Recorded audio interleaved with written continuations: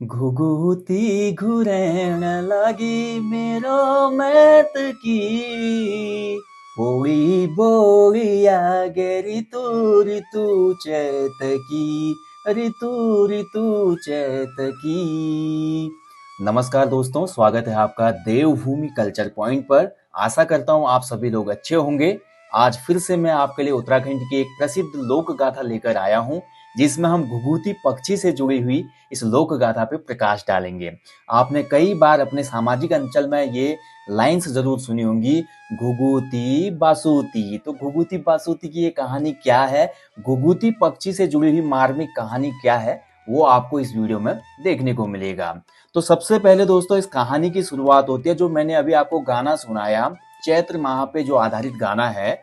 खुदेड़, जब देखिए चैत्र का जो महीना होता है उत्तराखंड में विवाहित महिलाओं का खुदेड़ का महीना माना जाता है। अब खुदेड़ होता क्या है, खुदेड़ यानी कि मायके की याद जब आती है महिला को तो वो खुदेड़ गीत गाती है, जो कि मैंने अभी गा के आपको सुनाया। तो इस गीत के माध्यम से वो अपने आप को थोड़ा रिलैक्स करती है, उसको मायके की काफी याद आती है। और चैत्र का महीना कुमाऊं अंचल में एक महत्वपूर्ण महीना माना जाता है, भिटौली पर्व के रूप में भी। भिटौली पर्व एक्चुअली होता क्या है कि चैत्र माह में जो भी भाई होते हैं ना, वो अपनी बहन को इस चैत माह में कुछ न कुछ सामान या कलेवा देने जाता है। कलेऊ, जो हम परसों भी एक वीडियो में बात कर रहे थे, कलेऊ जो होता है साजो सामान को कहा जाता है उत्तराखंड में, जिसमें आपका पकवान हो सकते हैं, मिठाई हो सकती है, कुछ गिफ्ट हो सकते हैं, कपड़े हो सकते हैं।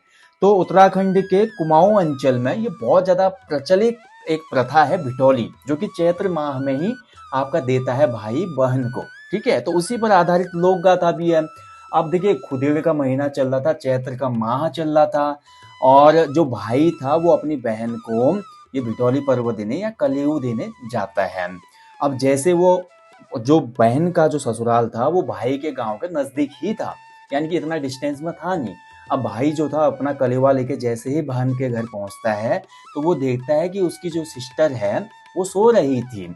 तो भाई ने सोचा यार खाली अच्छा भला सो रही है बेचारी, काम किया होगा, थकी होगी, तो इसको डिस्टर्ब नहीं करता हूँ मैं। जो इसका गले का मंगलसूत्र है उसको मैं थोड़ा हिला के साइड रख देता हूँ, और जो इसका कलेऊ में लाया हूँ ये बगल में पड़ोसियों को दे देता हूँ, ताकि जब ये उठेगी पता करेगी तो इसको पता चल जाएगा भाई आया था। तो करता ऐसा ही है, वो सामने की तरफ जो उसकी बहन होती है उसका मंगलसूत्र होता है सोते हुए, भाई उसको पलट के पीछे की तरफ कर देता है। अब विवाहित जो महिला थी या जो बहन थी वो उठती है और देखती है कि उसका मंगलसूत्र का डायरेक्शन पीछे हुआ है।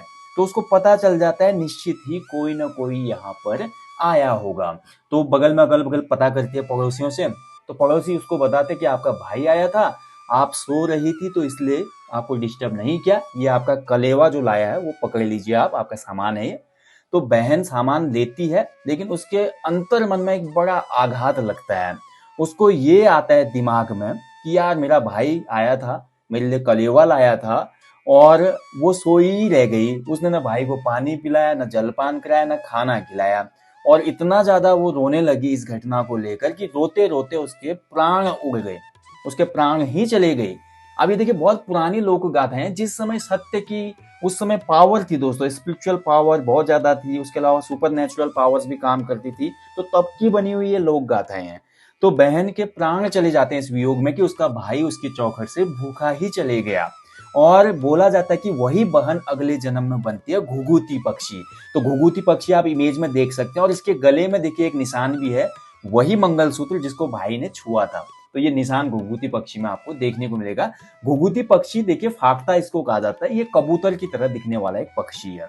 और अगले जन्म में जब बहन घुघुती बनती है तो वो ये लाइंस बोलती है, घुघुती बासुती भाई आई मैं सूती, भाई भूखू गए। तो ऐसे ऐसे लाइन रिपीट होते हैं, यानी कि घुघुती बासुती मेरा भाई आया था, मैं सोई रह गई और भाई भूखा ही चला गया। साथ में जो भाई है वो भी बोला जाता है कि अगले जन्म में घुघुता बन जाता है, और वो भी साथ में हाँ बोलता है। उसके आगे से जो ये रिपीटेशन होता है उसकी आवाज आती है हाँ हाँ। जैसे हमने लास्ट जो लोक गाथा देखी थी, काफल पाको मैनी चाको, काफल पाको मैनी चाको में भी एक जो बिटिया जो पक्षी बनी थी वो बोलते हैं काफल पाको मैनी चाको, और दूसरी तरफ उसकी माँ जो पक्षी बनी होती है वो बोलते हैं पुर पुते पुतु, यानी बेटा पूरे हैं काफल पूरे हैं, मैंने गलती से तुझे मार डाला। अगर आपने वो लोक गाथा नहीं देखी है तो चैनल पे आप देख सकते हैं। तो तब से लेकर उत्तराखंड में ये एक मशहूर प्रसिद्ध लोरी भी बन गई। घुघुती बासुती माम का छन बाड़ में छन माम की ल्याल खजुरा ल्याल, ऐसे मतलब माताएं जो हैं अपने बच्चे को इसी लोरी को गाकर सुनाती हैं और बच्चे को सुलाती भी हैं। और ये तब से लोरियां काफी फेमस उत्तराखंड में हो गई हैं, घुघुती बासुती। तो ये पूरा एक लोकोक्ति का सिनेरियो था कि कैसे घुघुती जो पक्षी था उत्तराखंड में इसकी पॉपुलैरिटी और इससे संबंधित लोक गाथा क्या है मैं आपको अच्छे से समझा पाया हूँ। घुघुती पे उत्तराखंड में बहुत से और अन्य गीत भी हैं दोस्तों। जैसे आप मटपाल जी का एक गीत भी महिपाल जी का सुनते होंगे कि किंगरी का झाला घुघुती पंगरी का डाला घुघुती, ठीक है। तो ये गाना भी बहुत ज्यादा पॉपुलर एक गीत है। तो ऐसे घुघुती पे न जाने कितने ही सॉन्ग बने हुए हैं और जिसमें सबसे स्पेशल जो सॉन्ग है वो आपका यही चैत्र महीने का खुदेड़ गीत है, जो कि उत्तराखंड में बहुत ज्यादा फेमस है, जो मैंने आपको स्टार्टिंग में सुनाया, ठीक है। तो ये थी दोस्तों घुघुती से संबंधित लोक गाथा। आपको ये लोक गाथा कैसी लगी? अगर अच्छी लगी तो लाइक करना, शेयर करना और चैनल को सब्सक्राइब करना ना भूलें। मैं आपको जल्दी मिलूंगा नेक्स्ट वीडियो में किसी अन्य लोक गाथा के साथ, और वीडियो का अंत करूंगा मैं घुघुती सॉन्ग के साथ। किंगरी का झाला घुघुती पांगरी का डाला घुघुती ले घुर घुरांदी घुघुती ले फुर उगांदी घुघुती लटक लगांदी घुघुती के रेंदी बिंगादी घुघुती के देश की होली घुघुती के देश बे आई घुघुती। किंगरी का झाला ओ हो किंगरी का झाला घुघुती पांगरी का डाला घुघुती ले घुर घुरांदी घुघुती ले फुर उड़ांदी घुघुती। जय हिंद, जय उत्तराखंड।